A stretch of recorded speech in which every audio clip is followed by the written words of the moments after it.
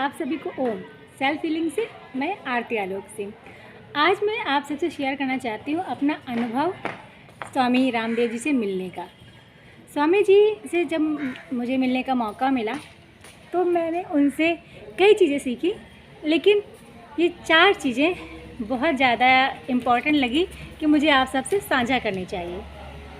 हरिद्वार में जब ये सौभाग्य मुझे प्राप्त हुआ पूरी मीटिंग के दौरान काफ़ी लोग थे वहाँ पे, पूरा ऑडिटोरियम फुल था और स्वामी जी बोल रहे थे अपने आगे की गतिविधियों के बारे में, अपनी प्लानिंग के बारे में।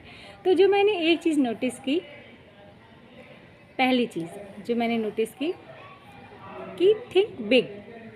स्वामी जी की पूरी बातों में जो भी उनका स्पष्टीकरण था या जो भी उनके लक्ष्य थे, सभी बहुत ही बड़े थे। जो हम लोग आज सोच नहीं पा रहे थे, वो उन बातों के बारे में भी सोच कर उन पर बात कर रहे थे, उन पर चर्चा कर रहे थे।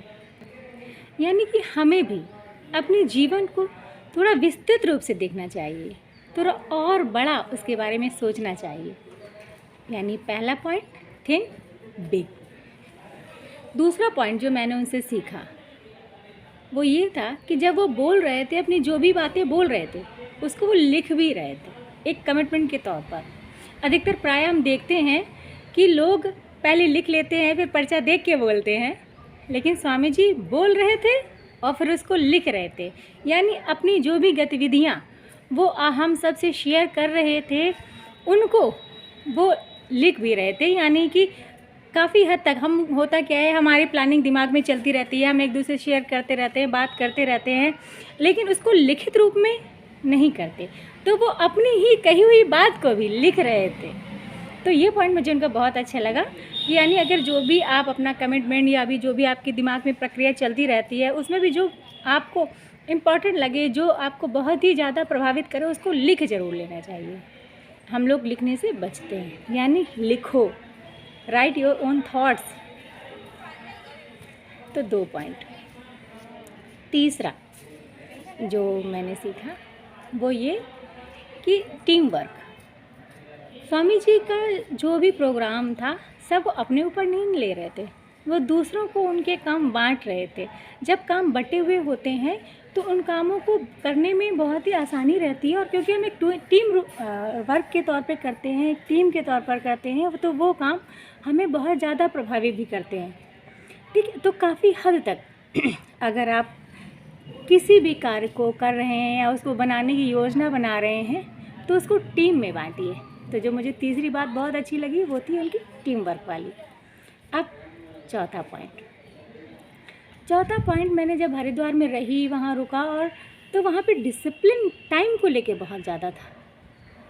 कितने बजे उठना है, कब खाना है, कब कहाँ जाना है, हर चीज़ समय पे बंधा हुआ था, यानी समय का पाबंद था।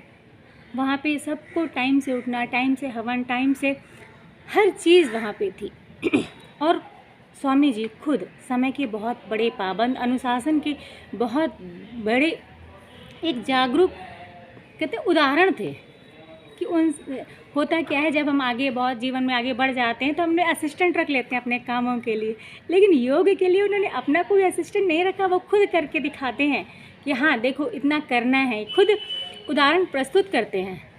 तो खुद जो उनके अंदर मैंने क्वालिटी देखी, चौथी और मेन, कि वो अनुशासन में रह के समय का पालन करते हुए कैसे अपने जीवन को बहुत ही व्यवस्थित रूप से संचालित कर रही हैं। और हमें भी अपने जीवन में अनुशासन और अपने काम को करने की लगन उनसे सीखनी चाहिए कि वो कैसे खुद को इतने सारे कामों में एकजुट बनाते हुए, इतने सारे कामों को एक साथ करते हुए, अपने जीवन को स्वस्थ रखते हुए इतने सारे लोगों को स्वस्थ रख रहे हैं, एक टीम की तरह उनको संचालित कर रहे हैं।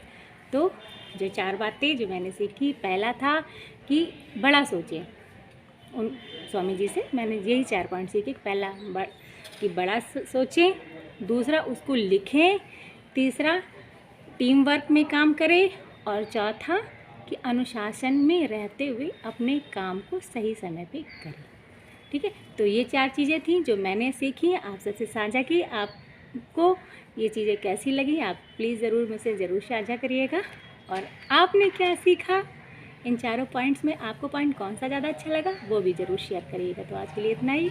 Thank you so much. आप सभी को ओम।